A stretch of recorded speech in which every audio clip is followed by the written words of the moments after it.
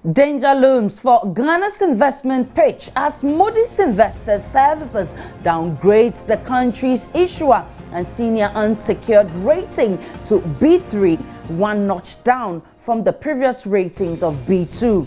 Economists say the outlook on the rating is negative, describing B3 as junk and unsafe environment for investment. That might sound harsh, but what does it mean to be graded B3? What are the implications on investor confidence and the economy in general? Meanwhile, the International Monetary Fund, IMF, at the same time has described as unfortunate the 10.75% yield government accepted on the $1 billion Eurobond issued recently. What are the consequences of this decision by government? We'll find answers shortly on today's big story. With me, Aishi Bai.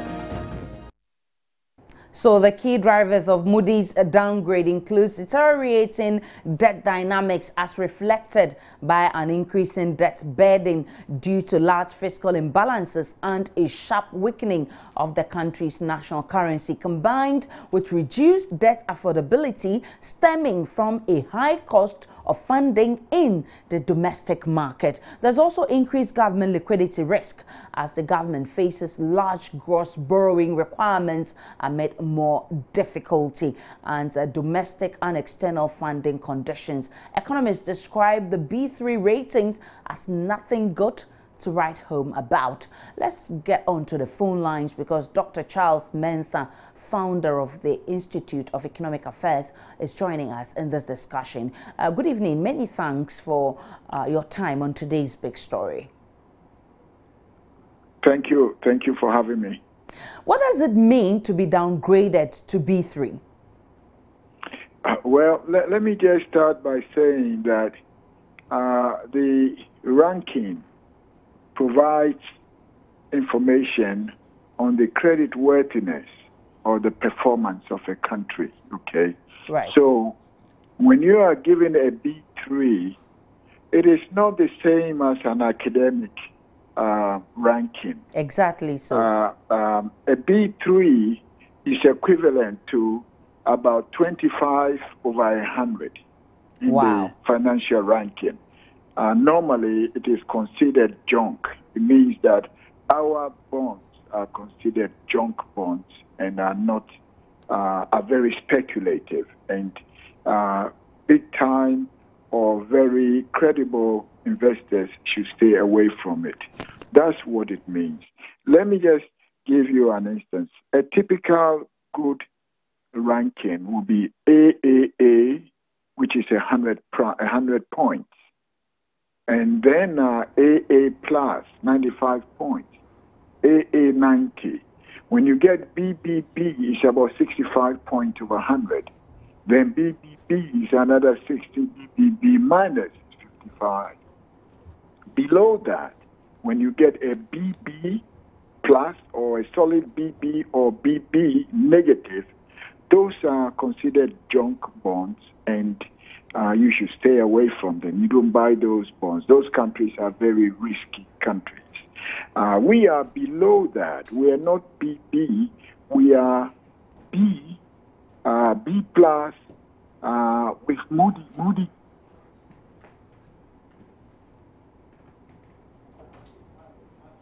B3, right? Shows the bottom line before you get bankrupt or you get to the worst of the worst. That's B3. So where we are now, we are on slippery slopes, slippery slope. It's not a good place to be.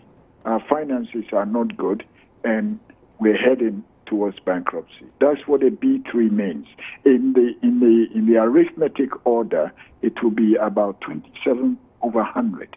That's what you should be talking about. Highly or very speculative bond. That's where we are. That's not good enough. That's not good at all. I mean, that's bad news. But let's look at the factors that led to the downgrade. One is the deteriorating debt dynamics. Moody's explained that it's reflected by an increase in debt burden due to large fiscal imbalances. How did we get here, Doc? You know, if you look at the history of our situation over the past 30 years, we've been borrowing and spending. That's what we've done. I didn't start with this government. It started way earlier. Borrow and spend. Our financial or our economic managers have only borrowed to spend. We don't think of how to generate income within our country. We only borrow. Look at in 2007, we borrowed $750 million at 8.5%. Then, 2013, we borrowed $1 billion at 7.875%, meaning that you have to pay $78 million as interest charges per year. And then, 2014, we borrowed another $1 billion at 8.125%, which is $81 million a year for 10 years. Remember, you are paying $78 million on the 2013 Eurobond. Right. And then you borrow again 2014, and you're paying $81 million on a 10-year Eurobond. Okay. And then 2015, you borrow again $1 billion at 10.75, meaning you are paying $107 million a year. Okay. Now, tell me, how much are you generating to be paying all this? And you know what? We have buccaneer investors who are able or willing to do this to us. They lend us at 10.75%. Where do you borrow at 10.75% in this world? A good AA country borrows at about 2%, some even less. And here we are borrowing at 10.75%. We're not in a good situation. But it didn't start from now. It started years ago. And now we are borrowing new money to pay interest charges on old borrowing, old debt. I think that's not enough, Doc. We recently went for a €1 billion Eurobond, and unfortunately, the IMF is describing that decision of accepting 10.75% yields, for the Eurobond issued as unfortunate. Do you agree that it's an unfortunate decision to take? That's what I'm saying. That when you're borrowing $1 billion at 10.75. Somebody is screwing somebody. That's what it is. Why 10.7? But we are so vulnerable. Our situation is such that we are so vulnerable that we have to pay this rate. But the question is, why do we have to borrow and borrow and borrow all the time? We're borrowing to support the dollar, to support the CD. We're borrowing to pay interest on borrowed money. We borrow to pay interest on borrowed money. That's not a good place to be. So at what percent would have been good for the country rather than the 10.75?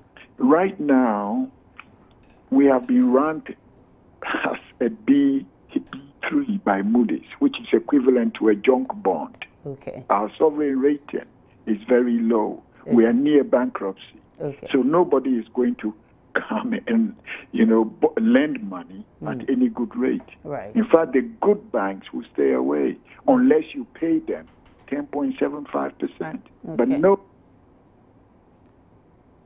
Is hope lost? I mean, is there nothing we can do to come back on our feet? We have to, this whole orientation of borrowing and spending is not good enough for a country like us. The sources, if we're looking for dollars, do we need to just continue borrowing to generate dollars? Can't we also produce and export for dollars? So this whole orientation of just borrowing our way through an economy is not good policy. We really need to rethink the whole process of growing our economy or managing our economy. And what we are doing is called financial engineering. just finding ways to borrow. That's not how you run an economy. Maybe we should start strengthening our ways of generating fund, internally rather than borrowing. Yes, we need to grow our economy on the supply side. Right. We need manufacture. We need to export. Okay. Those are the things. And if we borrow, it should go towards manufacturing. Okay. It should go towards generating goods and services. Right. But we shouldn't be borrowing to pay interest on borrowed money. Well, many thanks to you, Dr.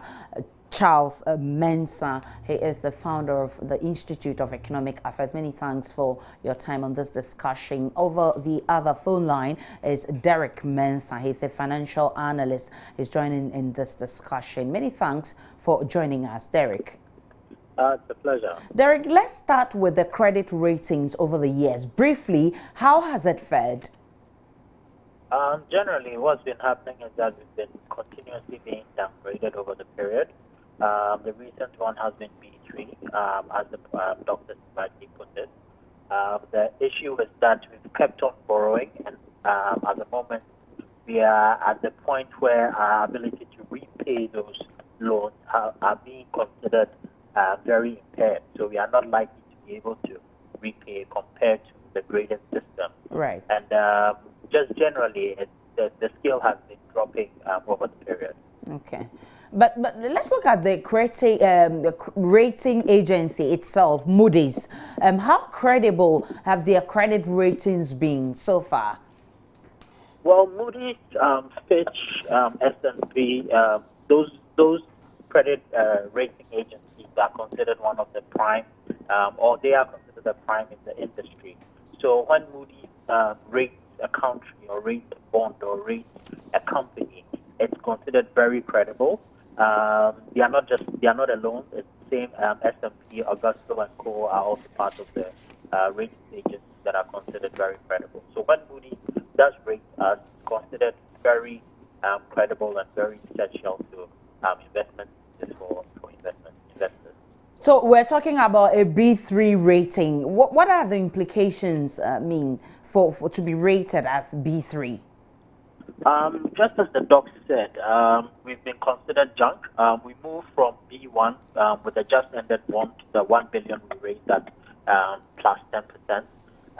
And now they are saying that going forward, we are likely to be rated B3 for an upcoming bond or the remaining 500 million that the government is considering to raise in favorable market conditions.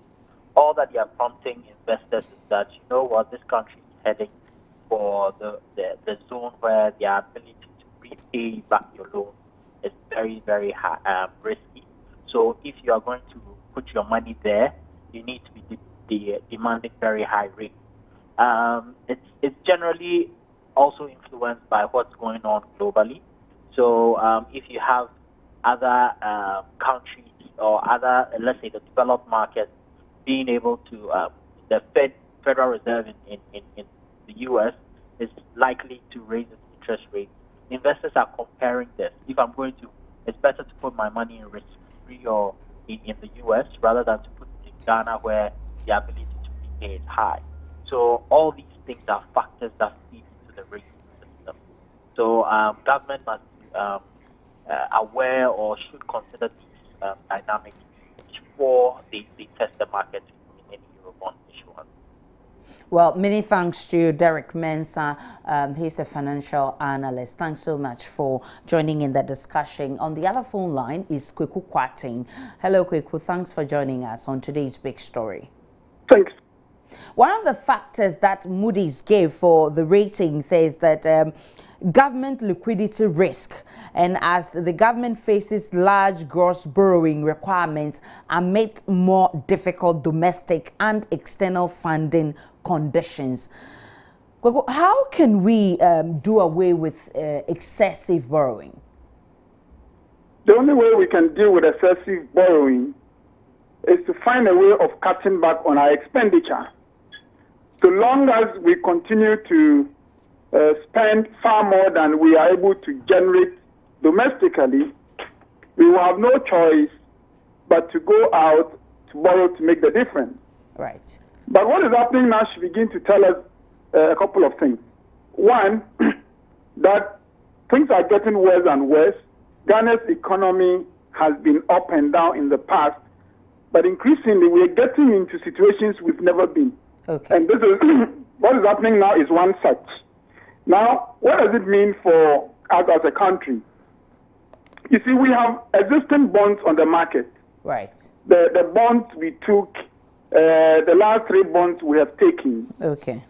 Now, when your economy deteriorates and the credit reference agencies begin to downgrade you, okay, then those bonds become very unattractive, and investors who are stuck with those bonds would have to offer very high interest to those who would have loved to buy Ghana's bonds. So you go to the bonds market right now, and the borrowing we did, the capital market entry we did last year, okay, is now trading at 11%.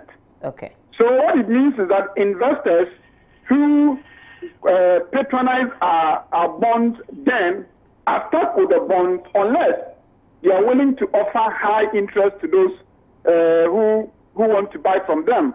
Now, it only means that in the future, investors will be very careful when they're getting close to Ghana's bonds. But a second, and perhaps more urgently at home, is that we have companies in Ghana that go out there to borrow. Okay.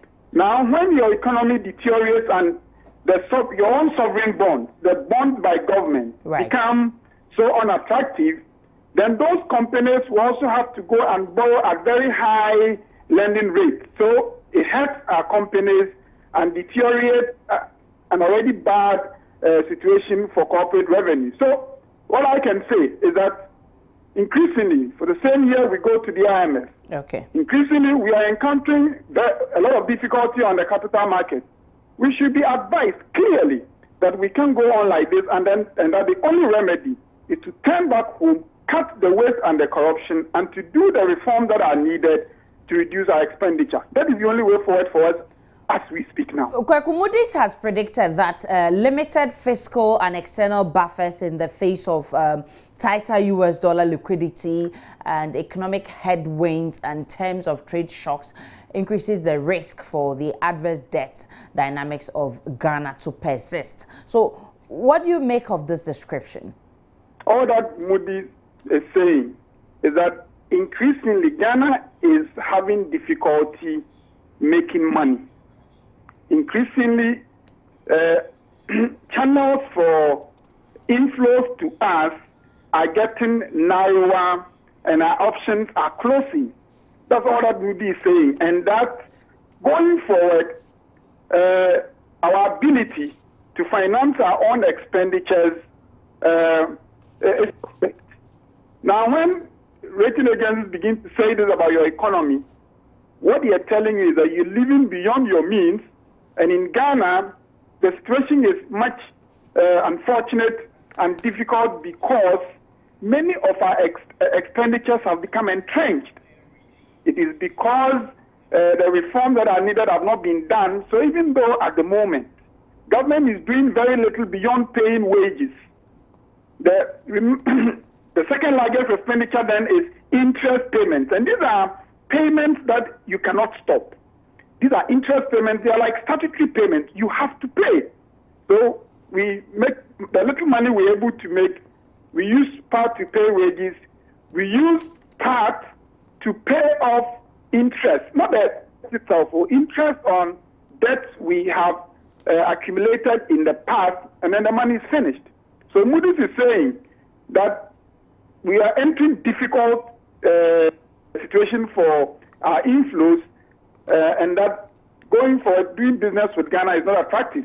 I think we should begin to ask ourselves, for how long is this going to happen? For how long are we going to borrow to survive? Because the investors and lenders are now beginning to tell us that don't think that you can misconduct yourself and you always come to us and we lend you money.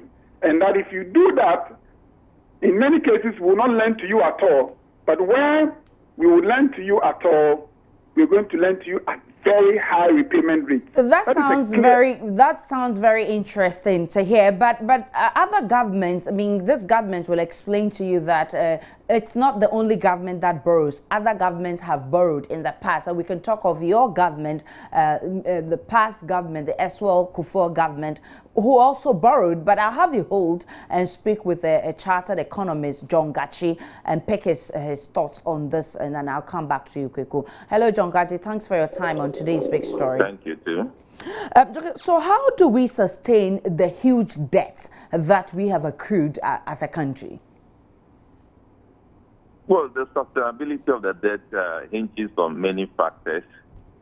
One of the factors which I think have been recognized by credit rating agency, by IMF, World Bank, is the downward trend of commodity prices and the risk that they pose to our economies, including ours, including that of Ghana. So long as these commodity prices continue to perform the way they are, that undercurrent risk will continue to be there. But beyond that, we need to prune our system to expand the revenue base that will limit the appetite for borrowing.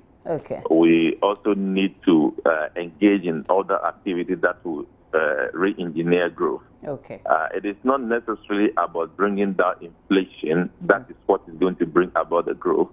But there are some specific things that ought to be done. The effect of the energy crisis alone on productivity and its contribution to growth is something that is so alarming. So if we can deal with that situation to begin on the trajectory of growth, then we will be on the path to sustain our debt. I believe issuing the Eurobond is one of the steps government is taking to help correct the deficit or the challenges we're facing in the economy. But what do you make of IMF's description as unfortunate our acceptance of 10.75% on the $1 billion Eurobond we issued recently?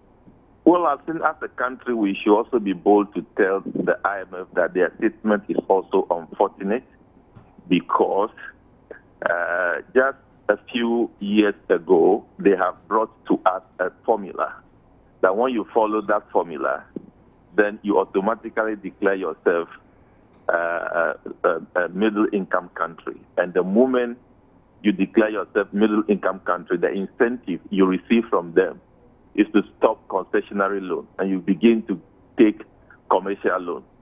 So this is the effect of what they have given to the world. And so it is surprising that instead of focusing on what they should do to help these countries, they will sit in London and say it is unfortunate that Ghana is getting this kind of rate. When the momentum for more debt came as a result of rebasing of many economies across the world.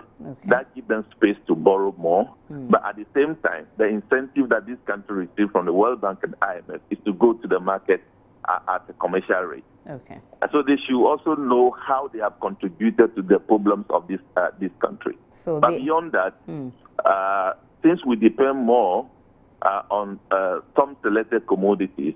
And even if you look at our medium to long-term prospect, it's focusing on how petroleum will be diversifying the economy.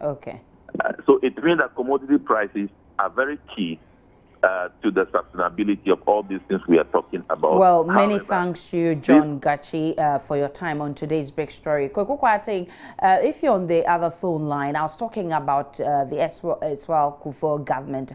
We're looking at borrowing. I think we've lost Kweku Kwarteng. We've been talking about the Moodys rating that rates Ghana at B3, and we're also talking about the IMF describing our recent Eurobond as unfortunate. We've been talking to economists who say that we are in danger if nothing is done to bring us up. This is today's big story. My name is Aisha Ibrahim.